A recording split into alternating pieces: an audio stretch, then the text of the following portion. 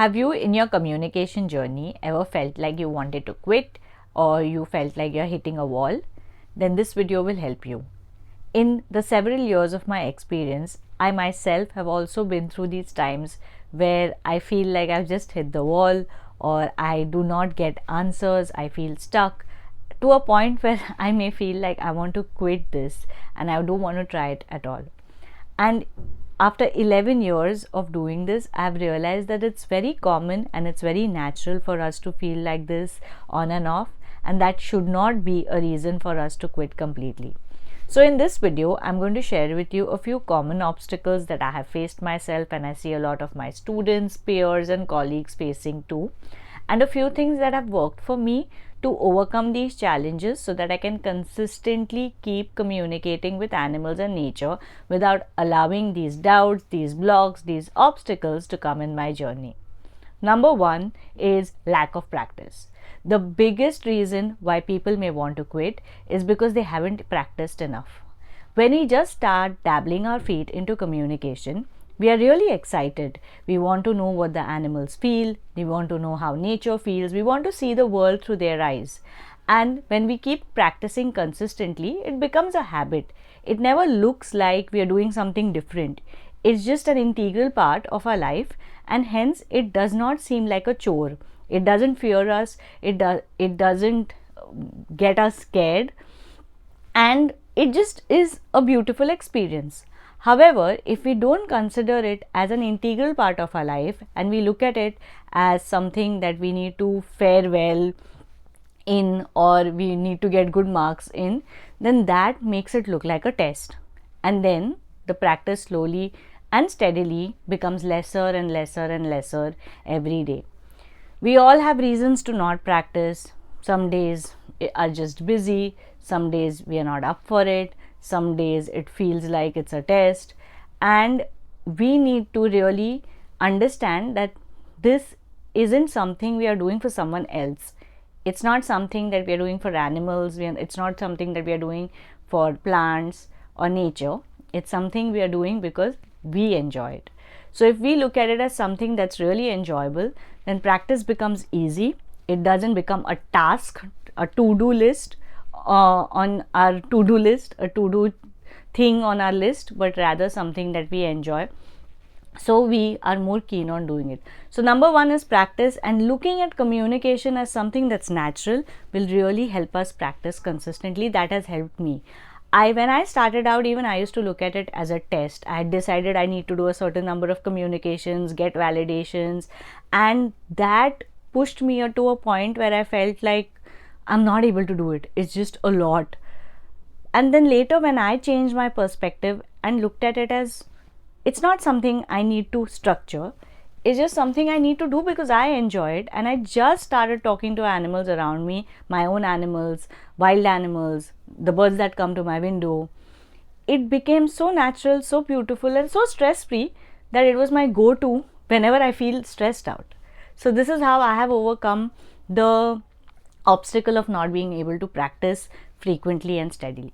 The second obstacle, and again one of the most common ones, is self-doubt. This is a big one because honestly this is not something we can eliminate completely. At least I have not been able to in the past 11 years that I have been doing this. What has changed in the past 11 years, of course, is that I have come to realize that this is exactly the way communication works.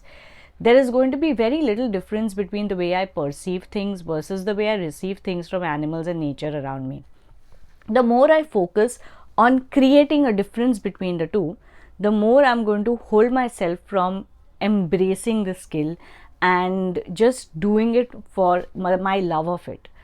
So slowly and steadily, as I kept practicing, I also kept focusing on listening to the animal rather than trying to focus on differentiating between what's mine versus what is coming from the animal.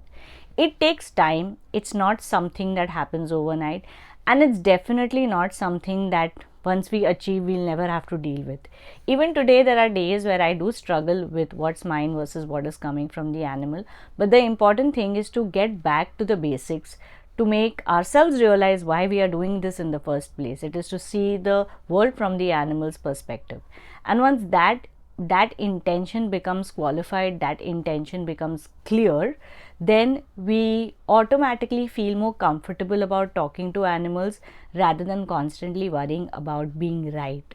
So yes, self-doubt is an integral part of our communication journey. However, it is a part of it and we need to accept it, embrace it and work with it rather than trying to work against it and then making it a bigger block than it should really be.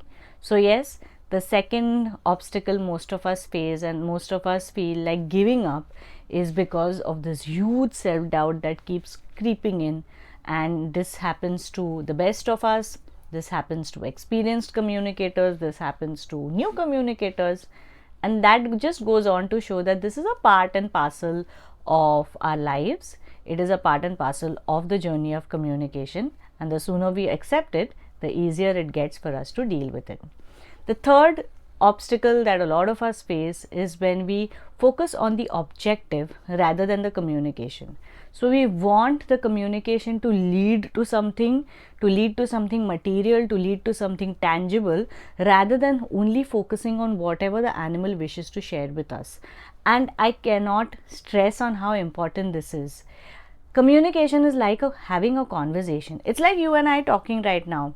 You may be listening to my video, I'm speaking to you in person, looking at the camera, and there is no outcome that I am hoping that this video is going to achieve. If you like something from this video, great, I'd be happy. But the whole point of making this video for me is to share my experiences as a communicator, not necessarily to achieve a tangible result from this video. And this is true with most communications we have, even with humans. When we talk about something we are passionate about, we talk about something we truly enjoy, it's not necessarily to change the other person's thinking, behavior, or actions. It is more about our genuine passion about the topic, and then the other person adding to it as well. So likewise, when we speak to animals, if we only focus about the change that we want, the outcome that we want, and if we don't get that, then it becomes disappointing for us, and slowly and steadily we stop communicating because of that disappointment. We cannot forget that communication is based on the principle of free will. We can negotiate with the animals, we can ask for a resolution, but we cannot force them into anything that they don't want to do. So the focus here again remains on the actual act of communication rather than focusing on what we can make the animals do or stop the animals from doing and bring them to change themselves just because we can talk to them. So these are a few things that I have noticed to have made people stop communicating. These are a few things that I have also faced in my journey, which have made me feel like I want to stop doing this, and this is how I have overcome these challenges. I hope you enjoyed watching this video and found it helpful. If you did, do mention it in the comment section below. Tell me what challenges you face in your journey, if you need help with any one of those, and we'd be happy to learn from your experiences and from you sharing your communications. Until the next video, bye bye.